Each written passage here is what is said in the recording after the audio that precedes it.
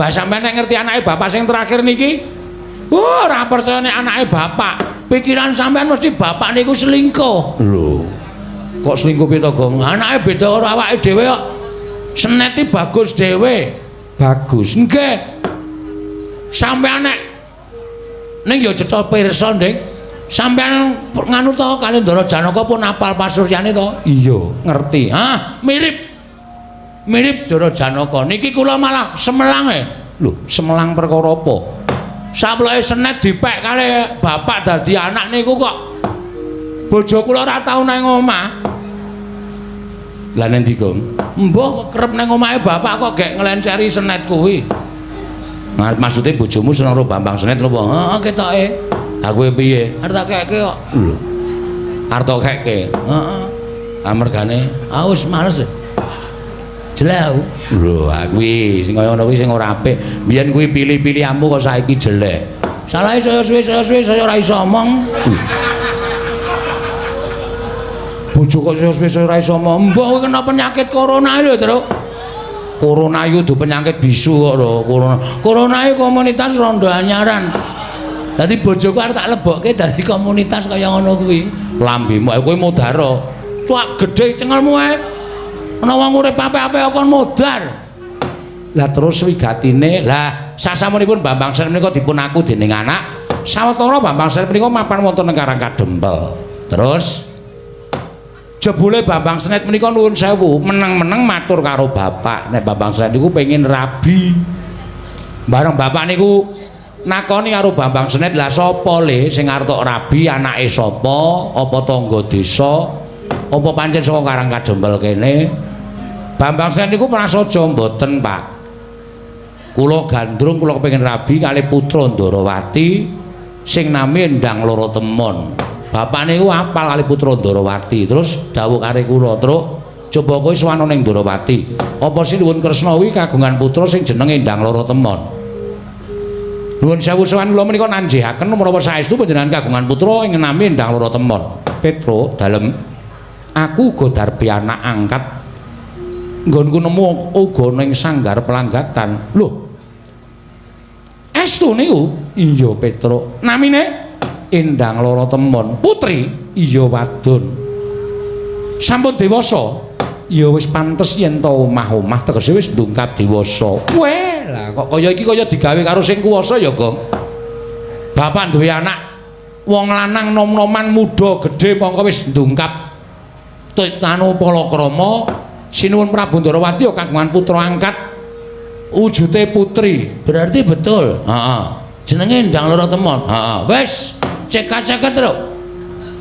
Gak dilamar ketoke iki ya kedaya ngene iki nggawa Lesmana barang ketoke ya mung arep do kepengin ngarepke Endang Loro Temon iki kudu dhisik-dhisikan. Nek nganti dhewe kalah dhisik Bambang Senet adimu ya adiku mengko kagelan atine kowe karo aku malah ngrekoso leneng-nenengi karo Bambang Senet. Engko nek iki Dora trima Ndara Lesmana Mandra Kumara tekan kene nglamar Endang Loro Temon, nek adi nglamar Endang Loro Temon nek padha-padha ngarepke terus gawe geger dadi geger piye kok. Kowe gunane apa nggawa aku? Hah? Gunane apa nggawa aku? Kowe mung kari omongan, engko nek Durna, Sinuwun Mandura, Lesmana iki padha-padha nglamar Endang Loro Temon, nek Dora trima kowe mulya sik. Wong telu iki sikate kabeh. Mbok nek omong nganggo aturan, Gong, dume cangkeme jembar kok nek omong kok sak karep-karepe dhewe. Iki serius iki. Mergo aku ditangisi karo adikku tenan. Ora us tresna karo Bambang Senet. Nek Bambang Senet ora kelakon jawab mung perkara kalah karo Lesmana anak ratu ning Kocluk. Hus cangkeme. Iki ana Begawan Durna ana Sinuwun Mandura barang kok. Nyatane ngono kok nuni apa? Ya tarembuke sing apik-apik. Mlengking saking menika sinuwun gandeng panjenengan sampun kagungan putra ingkang nami Endang Loro Temon. Kula nyuwun nganti sanget paduka maringna ingkang putra pun Endang Loro Temon badhe kula boyong wonten Karangkadempel. Badhe kula dhawuhaken ngampun Bambang Senet adi kula. Petro, nun. Sowanmu kurang cepet sebabe wis ana penglamar sing tekan kene luwih dhisik tinimbang kowe. Sinten? Koko Prabu Mandura bapa Begawan Durna nganti Lesmana Mandra Kumara nglamar Endang Lara Temon. Mula tak jaluk kanthi banget kowe ngalao Petruk. Kowe ngalao anakmu Bambang utawa anake bapakmu Bambang Senet kon golek wong wadon liya. Aja ngarepake Endang Lara Temon mergo Endang Lara Temon iki mengko bakal tak tanting. Yen mancen gelem dinaut dening Lesmana bakal tak paringake utawa tak caosake marang Koko Prabu Mandura. Nah yen ora gelem mesine Koko Prabu Mandura bakal adreng nggone mboyong Endang Lara Temon. Mergo Lesmana nggone tresna ya wis kaya ngono kahanane Panakawan Petruk. Mula kang sangka kuwi kowe ngalao. Ngalao baliya marang Karang Kadempel omonga karo bapakmu matura. Yen Endang Lara Temon wis bakal ditanting dhaup karo Lesmana Mandra Kumara Panakawan Petruk.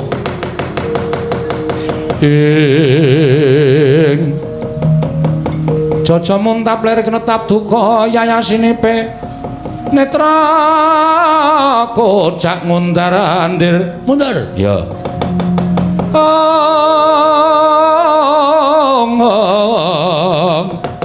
wadanani rombranang kaya kembang worawari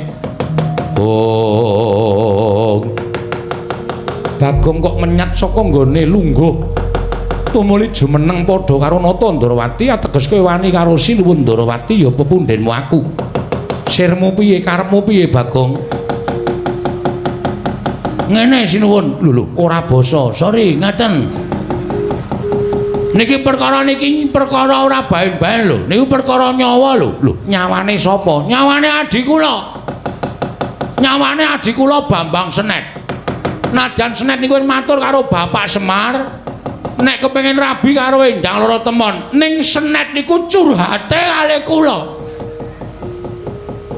Senet niku toke gegembolane ngatine karo Bagong Mas nek sampean mengke diutus Bapak teng Karang Ndarawati nek nglamar Endang Lara Temon nek Sinuwun Ndarawati ora ngeparengake sampean dadi seksine kula ajeng minggat saka Karang Kadempel kula arep mlaku nganti sak pati kula. Lho niku napa ora mesake? Ning nyatane kowe kalah dhisik. Iki ora perkara kalah dhisik. Gong, sabar, Gong. Sabar halus wae sing tenang, sing ikhlas, sing sabar. Ora usah nyenthe-nyenthe kaya ngono kuwi. Kowe meneng ora wae, ora meneng gak dupaki jan kowe. Santai, meneng urusanku. Ya. Nek ditku, engko. Ayan, niki ora perkara kalah dhisik. Sing jeneng manten niku wong rabi niku ora perkara dhisik-dhisikan. Ning perkara antaraning manten lanang karo manten wedok niku padha tresnane apa ora? Tur sampean kudune iso menggalih. Sampean niku Nalendra Titih Sanghyang Bathara Wisnu lho. Komeng sak kepenake dhewe. Anake arep dipek karo Lesmana Mandra Kumara. Apa jeneng sampean niku ora nyengsarake karo anak sampean? Lho. Nyengsarake perkara piye, Bagong? Nyengsarake piye? Ora sak penakmu dong ngucap nang ngarepe Kyai Prabu Ndarawati. Sik, iki arep gayeng ki, Truk. Kowe tenang, kowe tenang. Aku tratapan kono minggat ana. Ngono kok wedi. Sinuwun Mandra wis melu omong. Ah ndek cangkeme kok melu omong. Tenang wae to. Niki ora perkara kalah dhisik ning perkara sampean niku nyengsarake karo anak sampean. Nyengsarake lire piye? Dasare wong sak jagat ki ngerti nek Lesmana ki anak tunggal ratu Ngastina Prabu Duryudana.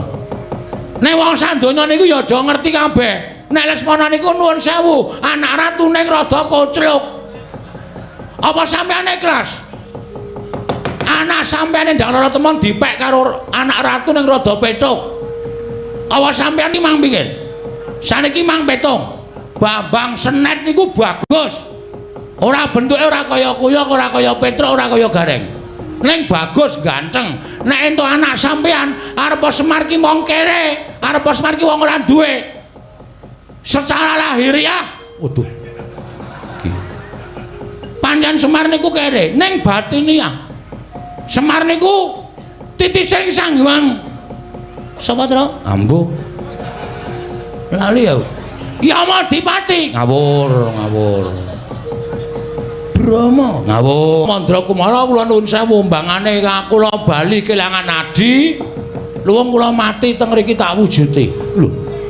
tegese piye kok kowe arep mati nang kene kula ajeng ngamuk teng mriki lho ngamuk piye sampean dereng ngerti kula ngamuk to kula ngamuk teng Darawati monggo sampean nek ngerti Bagong niku lek ngamuk nguyuh sak nggon-nggon apa kelakon Darawati pesing jagat Dewa Bathara ora jagat-jagatan iki serius aku omong tenan iki tinimbangane kula bali ngabarke nek senet ora iso kelakon dhaup karo lara temon adi kula mlaku nganti sak patine luwung kula teng mriki taunana windanana sapa sing arep nyingkirke Bagong saka Darawati rawe rantas marang bakal puntung leganing atiku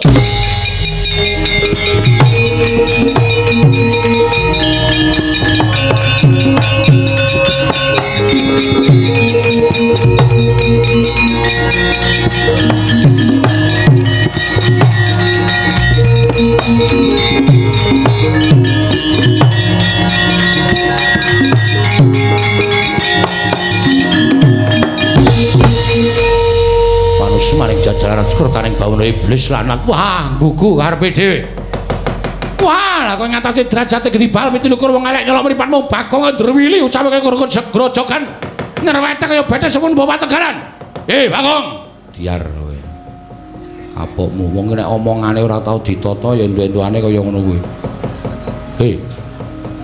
kowe iki ditimbali Sinur Mandura kok Bagong kowe aja meneng wae kowe tak timbali wangsulan ngladeni wong ngene iki sareh woh ha piye tengah ora dadi sareh Udawa rasane bake simbal bareng apa kowe sareh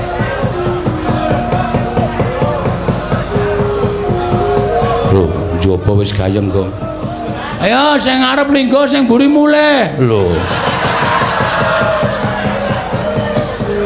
arep linggo sing mburi mulih ora Darawati iki luar biasa Sinuwun Kresna ki nek muni lagi lenggasine waka masyarakat sing padha rawuh kebak uncep-uncepen ora muat terus ha iya Bagong kowe tak jarembukan oh iya ndeng lali kowe tak jarembukan malah ngurusi wong ngono-ngono yo pripun karepe pripun ora usah getak-getak sing alus sing santai ora usah dadak pripun-pripun kersane nimbali kula kowe mau ngopo kowe mau ngomong apa piye ta kowe kowe mau apa kowe mau ngomong apa kersane Nyai Prabu Kresna kowe ngrasani kaya Nyai Prabu Duryudana ngrasani karo putra Nata Ngastina ya kuwi Lesmana Bandrakumara tekane Nurgara Darawati dhisik Baladewa tinimbane Bagong mula wis bener kowe bali kandha karo adimu anake Semar sing dipek dening Semar jenenge Bambang Sen mau dikandhani nek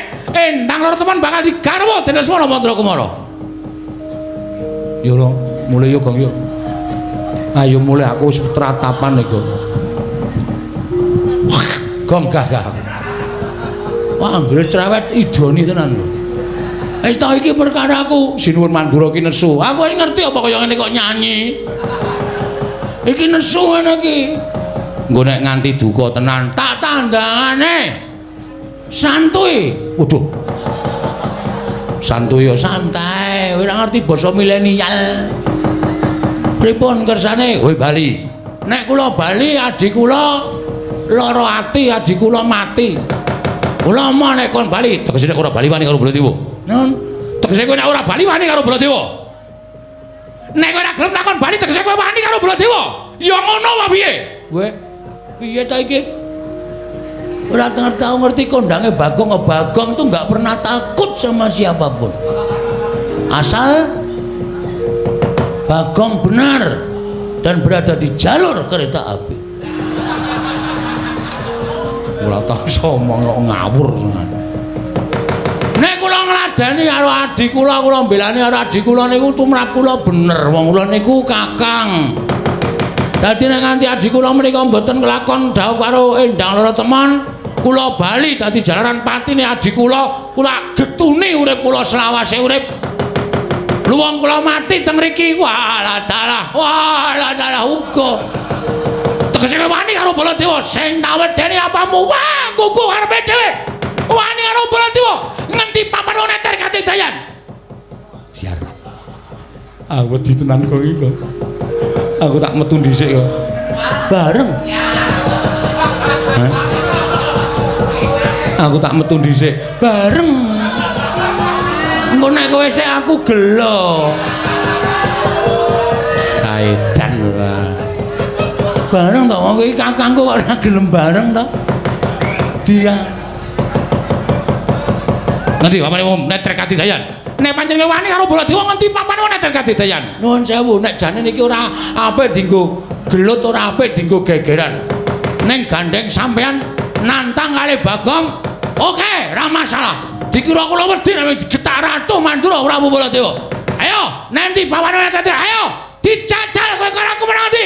Kowe iso ngalahke Petruk. Kelakon boyong endang lara temen. Wah, mati dereng aku bola caedan kan bagus. Ayo, metu sapa ora? Wah, menungso ora tenan.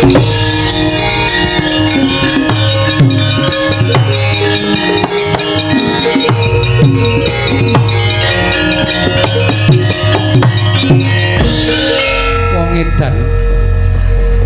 Wong sing nantang dheke kok ditujokke wong liya. Nganti Petruk gendandapan Koko Prabu kok ya gelem ngoyak Petruk ngono lho. Kok ya manut karo Bagong. Lah terus kowe arep ngopo? Kowe nesu-nesu ki mau kok nganti ora nantang Koko Prabu kowe arep ngopo? Ha iki mungsuh sapa iki? Iki tenan ra ana kegiatan. Oh, Bagong aku ora melu-melu. Hus. Kudu melu-melu. Mergo kowe tekan kene nggawa Lesmana Mandrakumara. Ayo. Petruk wis mungsuh karo Baladewa. Nek Durna ora ndek mungsuh, acet ora gayeng. Iki sing do dinteni kowe dikepruki nganggo glugu ndiasmu. Ah, Bagong. Aku lagi ora enak badan, Bagong.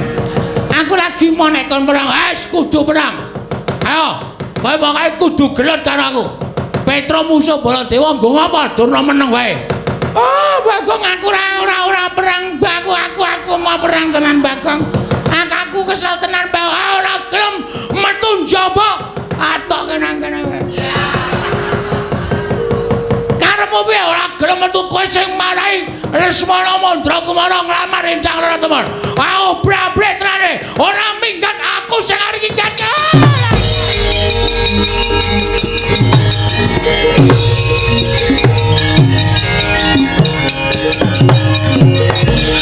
Iki mantane lanang ala. Aku ora melu-melu Bagong. Ora melu-melu apa? Sing marahi adikku ditolak karo Sinun Prabu Ndarawati. Mergo Endang Raratemon arta kukup. Kowe anak ratu ning koclok. Anak ratu ning petok kowe. Hah? Ha.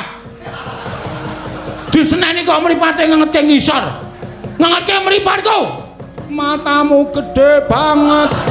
Matamu kuwi malah nguna-unake wong tuwa mata-matake.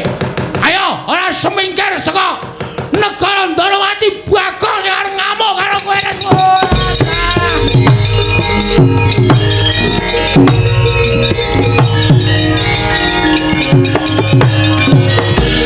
Iki ya ngono. Ana kanan kaya ngene kok Sentyaki minangka senopati Ndarawati meng meneng wae karepe piye? Hah? Aku ora wis nesu ora iso sapa tak nesoni. Ya wis. Kapok kowe. Seneng kowe guyu ta kowe. Ana wong ditothok iki kapok kowe.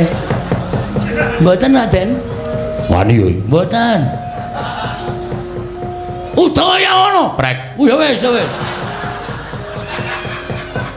Wis ora ana sing tak seneni. Hei! Sama kowe. Nami kula Tariem. Ndek bojo sampun pejah. Mati ya? Inggih. Corona berarti. Inggih. Aku ya dadu. Anu duda. Duda kok muni dadu ta? Kene ngarep kene. Piye dap? Hus.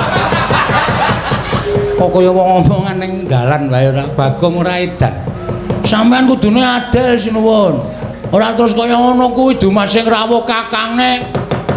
Dume sing rawuh rak anak ratu terus anake Semar dikiwake ora kena kaya ngono.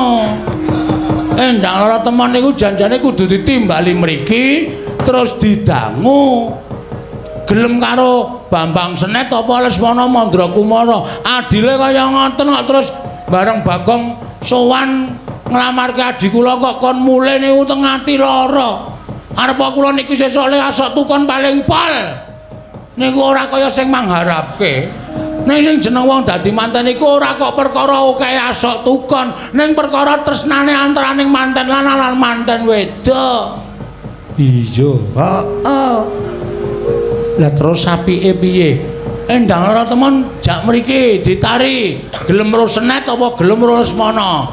Nek mantene putri jawab dhewe, kula krungu dhewe gelem karo Bambang Senet. Lesmana kon ngalah. Ajare kabeh Kurawa.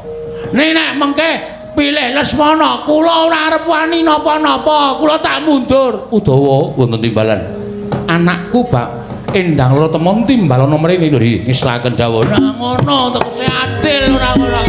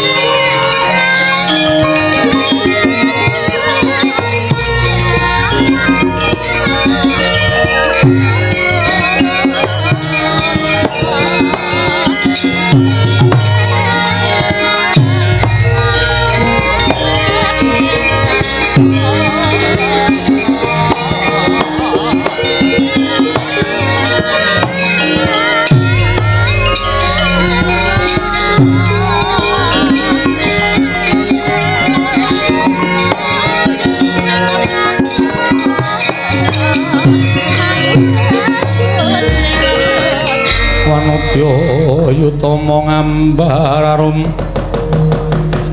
ngambar arum sang kusuma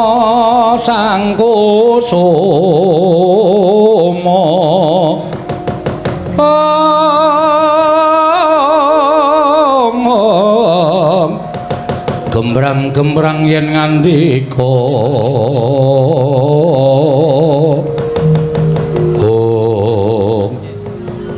lara temen nuwun paring adawa menapa Rama Prabu. Ya merga saka kasuwistyaning warnamu nganti Ndarawati iki kurang-kurang bejane bakal dadi ajanging pasulayan. Merga saka akehing para nalendra, para satring padha dadi penglamar kepengin amengku kelawan sira Atmajaku Endang Lara Temon.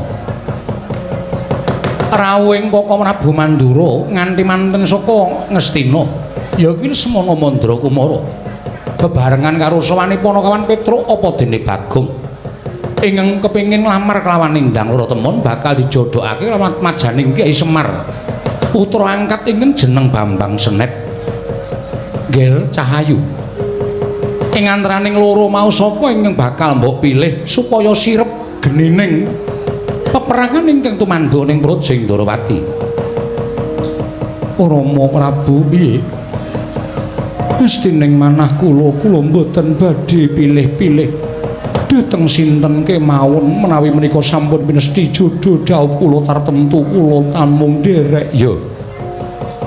Nanging kula nuwun sewu estunipun wonten gegembolaning raos sing badhe kula unjukaken ngersa paduka. Apa? Bab perkara sing kepiye? Sinten kemawon saged mengku garwa dhateng kula mboten ngomongaken namung tiyang loro saudon telu saurupan. Nadyan jalma wanan tetep badhe kula ladosi waton saged ngaturaken reruba pepanggil panyuwuning temanten putri inggih ingkang putra penendang loro temon. Kowe nyuwun reruba apa nyuwun pepanggil apa? Temanten kakung kedah nitih gajah ingkang saged tata jalma. Sangajenging temanten kakung kedah jipun jogeti wanara ingkang mulesipun pethak.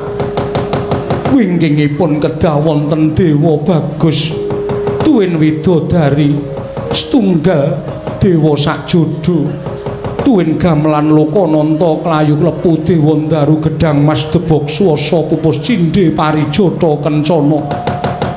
Wondene panabu ing gamelan Lokananta kedah wonten alindra 1000 negari menika sinuwun menawi saged ngaturaken mboten ngomongaken sinten menika menawi saged ngaturaken panyuwun kula tartemtu badhe kula ladosi sinuwun lah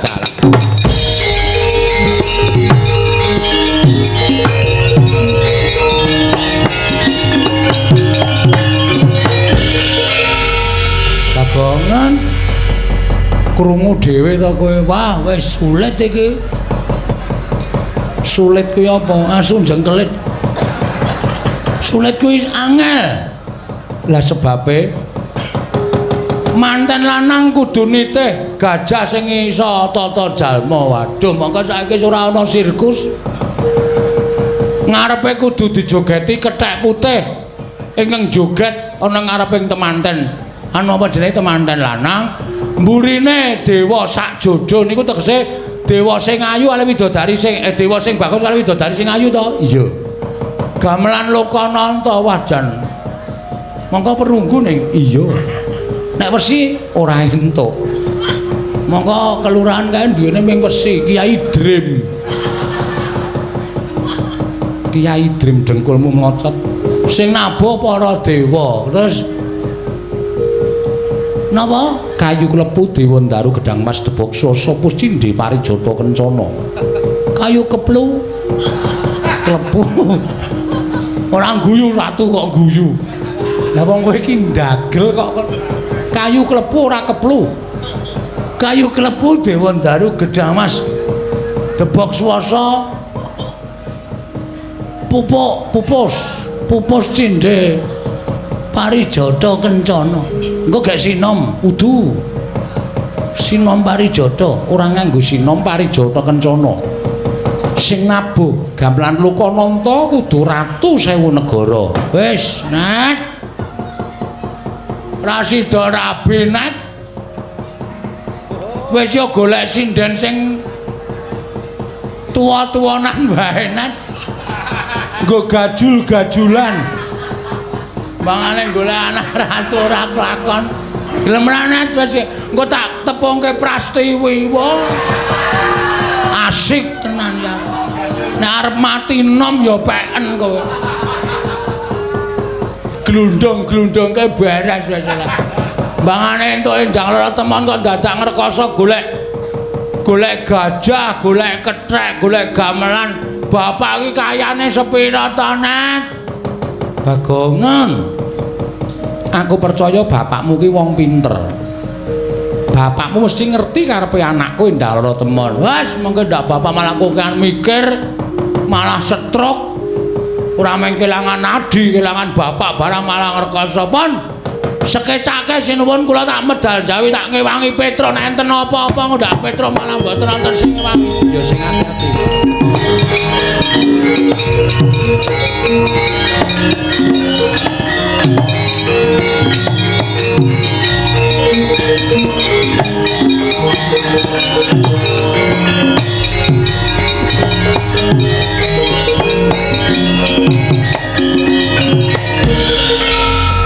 Piye kok kriwikan dadi grojokan geguyon dadi tangisan. Kowe tak omongi.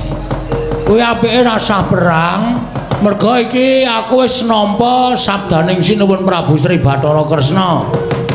Nek endang lara temon ki rung karuan diboyong ning Ngastina terus sebabe panyuwunane berat piye wis pokoke aku ora iso ngaturake lali kabeh sak plengan aku pokoke manten lanang kudu numpak gajah sing tralene loro piye ya mau le ngomong karo ngarepe manten lanang dijogeti kethek sing gendong-gendongan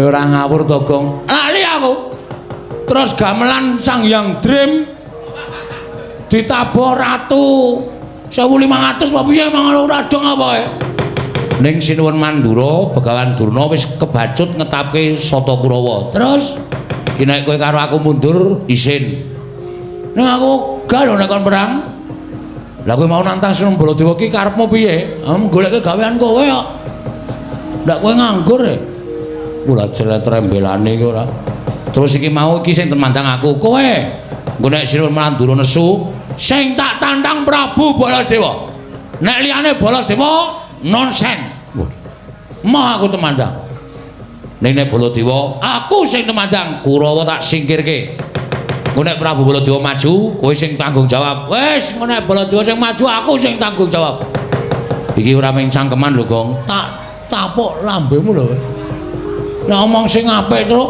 aku soal iki kerep ngapusi we sing ngomong sapa ngapusi iki kebiasaanku lah iya aku ora ya omong karo kowe nek kowe kulino ngapusi to nek perkara musuh Baladewa ora yakin nek kowe tenan Kurawa tak undurke nek Baladewa sing maju tandhangono siap ora minggat lho ora aku tak tuku es teh lho ngelak ya aku nek nyile 2000 lho asing wingi nyile 5000 urung balekke kok sisane iso tak gunggung sungsung 7000 wis ora iso njaluk sing kowe sing bayar aku oh iya perang sik kowe tak peranggong ora ketang sak triraman rong triraman ya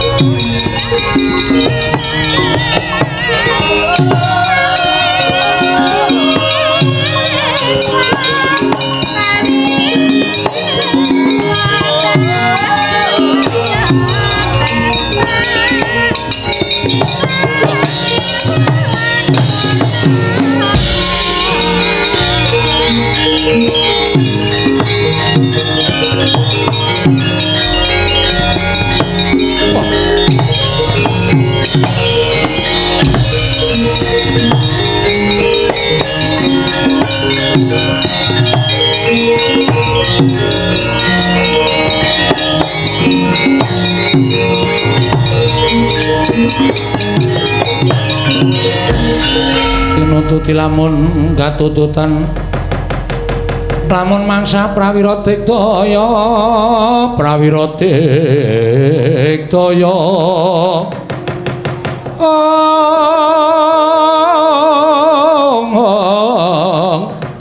pranggana magawiya gelarira wang-wang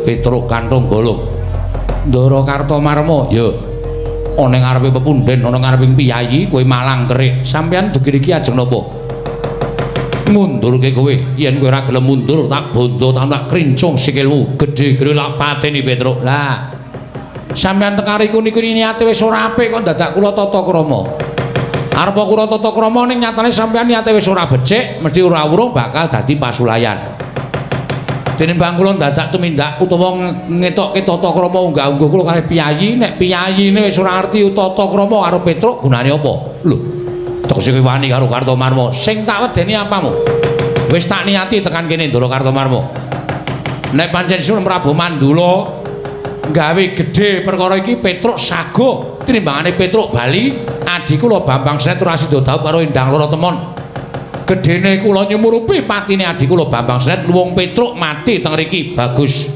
yen ngono wani karo Kartomarma apamu sing tak wedeni Petruk aku wong loro ora wedi apa wong lima Petruk niku nek bacut wani ngenten iki aja kok di krubut wong loro krubut wong telu papat lima Petruk ora bakal wedi Kurawa maju 100 bareng ora bakal tak tinggal loncat ora braban suaramu wani marang aku tinjung akhirat nyawamu kene merganing pati Petruk mang maju rasa dadak kok kan gunung tanpa guna sampean apa kula sing tekaning pati enten papan mriki ngaten mawon tinimbangane nantang suarane kemewat kaya ngregem jimat kaya wani njat besi abang kaya wani mecah besi gligen nek ora dadi nyatane kendara dening tani karwanmu kendara dening katani Sotama kula ladeni Ndara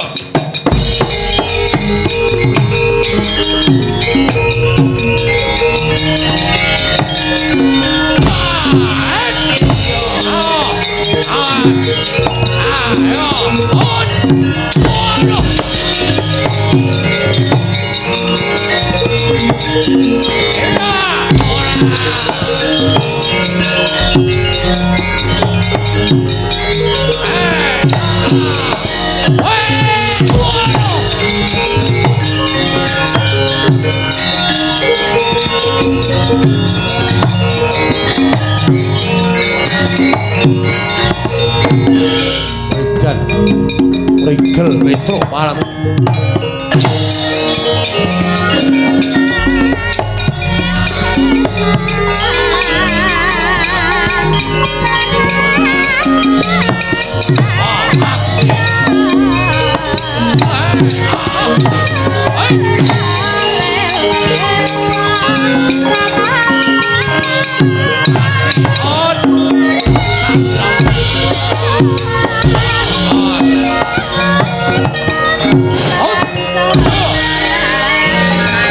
Rewangi karo Bendoro mati taning Sotama Barat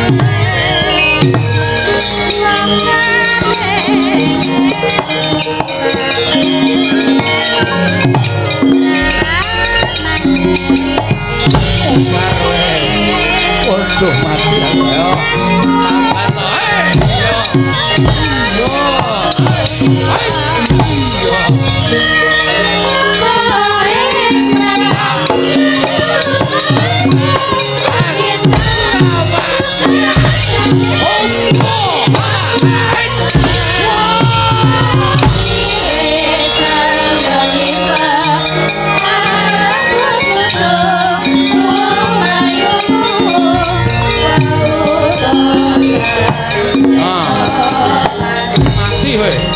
sing anda sapa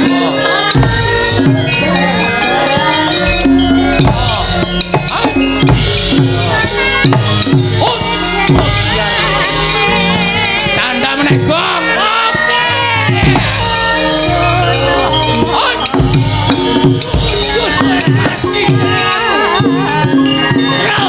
ora tekan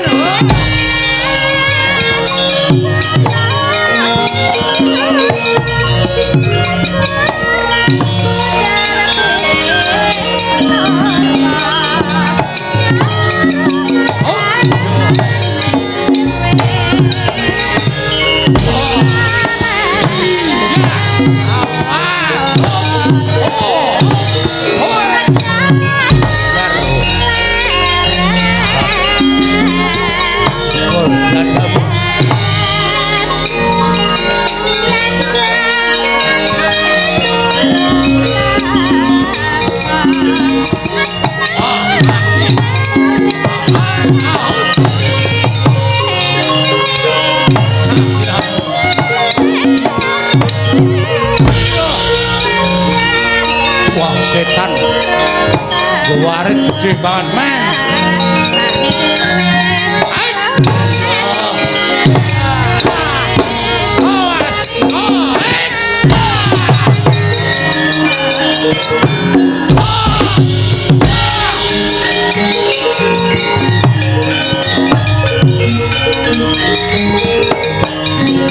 pinggir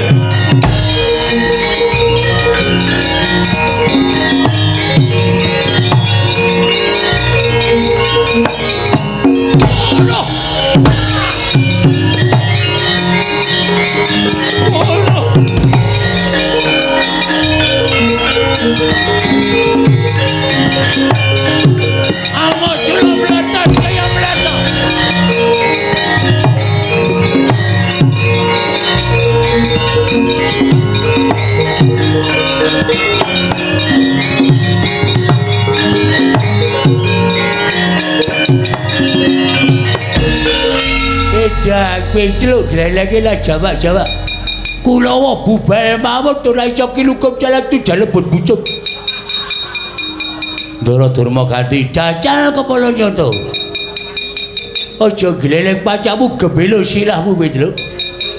Nek kene ketemu karo Cenopati ning Cenopati. Pendekal. Saka negara Kestina ya kuwi Halya Durma ganti. Rasah kok kan cangkem. Wah cangkemmu kuwi. Kowe pengelan pati durake cakep-cakep sampean mriki butuh napa? Nglablak kowe. Nyo. Lho. Maksud lu. Sampean mriki ajeng nglablak kowe. Nyo. Timbang sampean mengke sumbar nek tak ajar malah isin. Sing dadi nyatane nyo. Wedi marep aku tak mungkur nyo. Milih awake Petruk cilik loro gedhe sambat meguru karo kowe 20 taun. Waduh, gleleng tenan cah iki. Mboten perkara gleleng ning sing dadi nyatane. Yo. Bukteke apa piye? Sampeyan ngantem kula ngrasake lara, kula meguru karo kowe 20 taun. Tanganku wis gondang, tangan tengen iki jalatan. Tangan kiwa opname. Iya. Sing dadi nyatane nyo. Mati jeneng aku. Nyo tibano modal kowe. Iso. Ya wis. Semplok kowe. Sing semplok apane? Wajigul. Lah apa-apa to? Kena ora apa-apa ngene kok. Yo, mati kowe. Ambyal kowe. Muri. Nggo gaman. Wah, pamel tenan iki. Ngece karo aku bacok modal. Iya. Lho.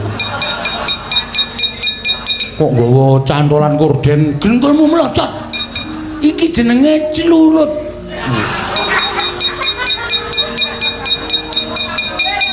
Celurit mate jeneng aku ya modal.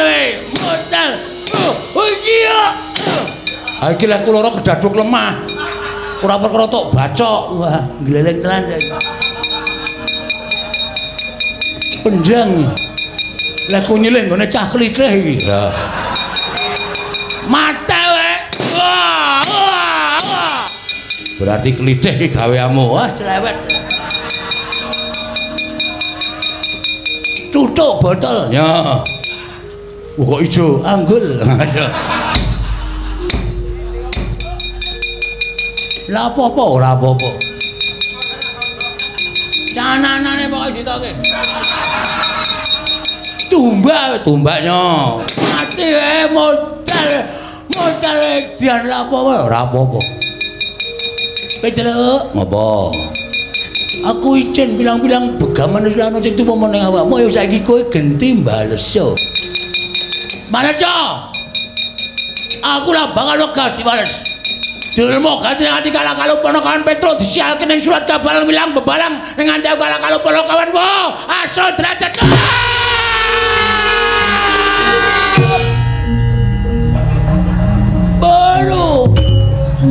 Biar kinar tak buang wayang anyar nek ora tak buang skenario ne kaya ngono pepete nggone wong sugih kok ora wae.